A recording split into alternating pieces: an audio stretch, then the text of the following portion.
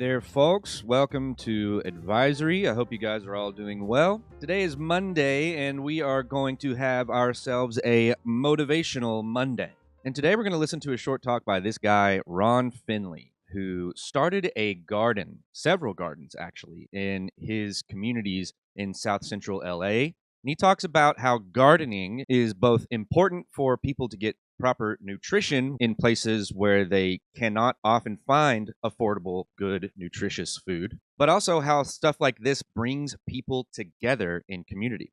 So I want you to listen to him, and I want you to be thinking about how even the act of gardening, something as simple as that, can be an act of defiance, can be an act of love, and can be an act of building community and helping out your neighbors. Without further ado, please enjoy this talk and the discussion afterwards. Be good to yourself and others, and I'll see you tomorrow.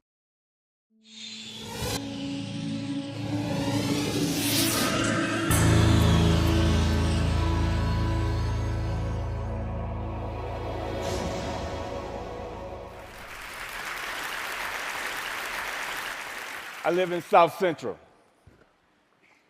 This is South Central. Liquor stores, fast food, vacant lots. So the city planners, they get together and they figure they're going to change the name South Central to make it represent something else. So they change it to South Los Angeles. Like this is going to fix what's really going wrong in the city. This is South Los Angeles. Liquor stores, fast food, vacant lots. Just like 26.5 million other Americans, I live in a food desert. South Central Los Angeles, home of the drive-through and the drive-by. Funny thing is, the drive-throughs are killing more people than the drive-bys. People are dying from curable diseases in South Central Los Angeles. For instance, the obesity rate in my neighborhood is like 5 times higher than, say, Beverly Hills, which is like probably 8-10 miles away. I got tired of seeing this happening. And I wonder, how would you feel if you had no access to healthy food? If every time you walk out your door, you see the ill effects that the present food system have on your neighborhood? I see wheelchairs bought and sold like used cars. I see dialysis centers popping up like Starbucks. And I figured this has to stop. So I figured that the problem is the solution. Food is the problem, and food is the solution. Plus, I got tired of driving 45 minutes round trip to get an apple that wasn't impregnated with pesticides. So what I did, I planted a food forest in front of my house. It's on a strip of land that we call a parkway. It's like 150 feet by like 10 feet.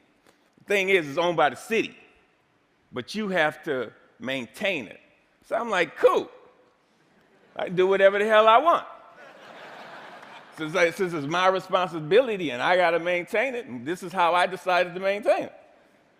So me and my group, LA Green Grounds, we got together and we started planting my food forest, fruit trees, the whole nine, for vegetables. What we do, we're a pay-it-forward kind of group, where it's composed of like gardeners from all walks of life from all over the city, and it's completely volunteer, and everything we do is free.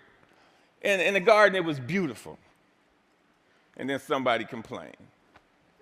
The city came down on me and basically gave me a citation saying that I had to remove my garden, which this citation would turn into a warrant. And I'm like, come on, really? A warrant for planting food on a piece of land that you could care less about? And I was like, cool, bring it. Because this time it wasn't coming out. So LA Times got hold of it. Steve Lopez did a story on it and talked to the councilman. And one of the Green Grounds members, they put up a petition on change.org. And with 900 signatures, we were a success. We had a victory on our hands. My councilman even called and said how they endorse and love what we're doing. I mean, come on, why wouldn't they? LA leads the United States in vacant lots that the city actually owns. They own 26 square miles of vacant lots. That's 20 Central Parks. That's enough space to plant 700 million, 725 million tomato plants. Why in the hell would they not okay this? Growing one plant will give you 1,000, 10,000 seeds. Okay. When $1 worth of green beans will give you like $75 worth of produce. It's my gospel. I'm telling people, grow your own food. Growing your own food is like printing your own money. Thank you. See, I have a legacy in South Central. I grew up there. I raised my sons there.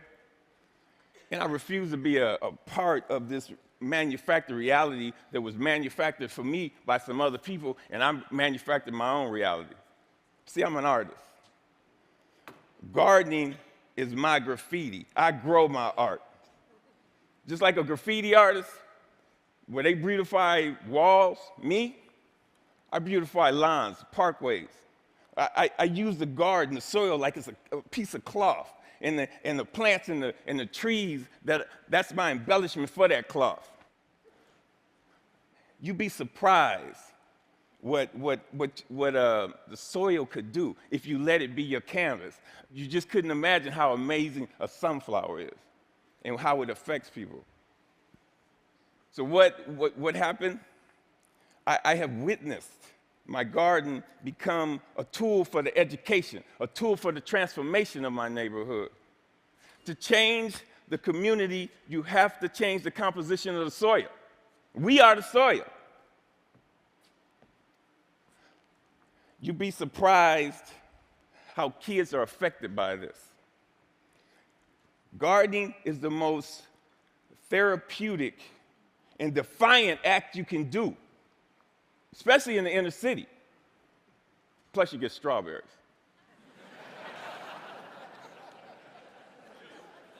I remember this time, there was this mother and a daughter came. It was like 10:30 at night, and they were in my yard.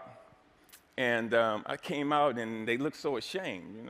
I'm like, man, it made me feel bad that they were there. And I told them, you don't have to do this like this. This is on the street for a reason. It made me feel ashamed to see people that was this close to me that was hungry. And this only reinforced why I do this. And people ask me, Finn, aren't you afraid people are going to steal your food? And I'm like, hell no, I ain't afraid they're going to steal it. That's why it's on the street. That's the whole idea. I want them to take it, but in the same time, I want them to take back their health. There's another time when I put a garden in this homeless shelter in downtown Los Angeles. The guys, they helped me unload the truck. It was cool. They just shared the stories about how this affected them and how they used to plant with their mother and their grandmother. And it was just cool to see how this changed them if it was only for that one moment. So Green Grounds has gone on to plant maybe like 20 gardens. We've had like 50 people come to our dig-ins and participate in this, all volunteers. If kids grow kale, kids eat kale. If they grow tomatoes, they eat tomatoes. But when none of this is presented to them, if they're not shown how food affects the mind and the body, they blindly eat whatever the hell you put in front of them. I see young people, and they want to work, but they're in this thing where they're caught up. I see kids of color, and they just on this track that's designed for them that leads them to nowhere. So with gardening, I see an opportunity where we can train these kids to take over their communities, to have a sustainable life. And when we do this, who knows? We might produce the next George Washington Carver. But if we don't change the composition of the soil, we will never do this. Now, this is one of my plans. This is what I want to do. I want to plant a whole block of gardens where people can share in the food in the same block. I want to take shipping containers and turn them into healthy cafes. And now don't get me wrong. I'm not talking about no free shit, because Free is not sustainable. The funny thing about sustainability, you have to sustain it.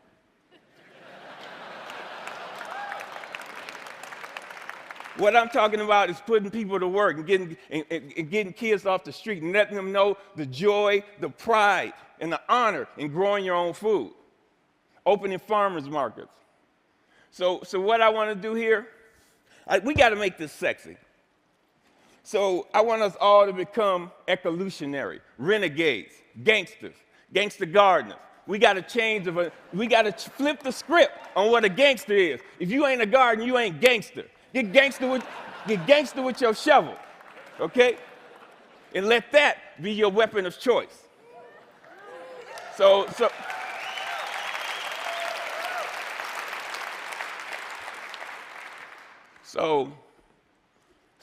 basically, if you want to meet with me, if you want to meet, don't call me if you want to sit around in cushy chairs and have meetings where you talk about doing some shit.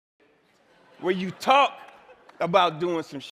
If you want to meet with me, come to the garden with your shovel so we can plant some shit. Peace. Thank you. Thank you. Thank you. Thank you.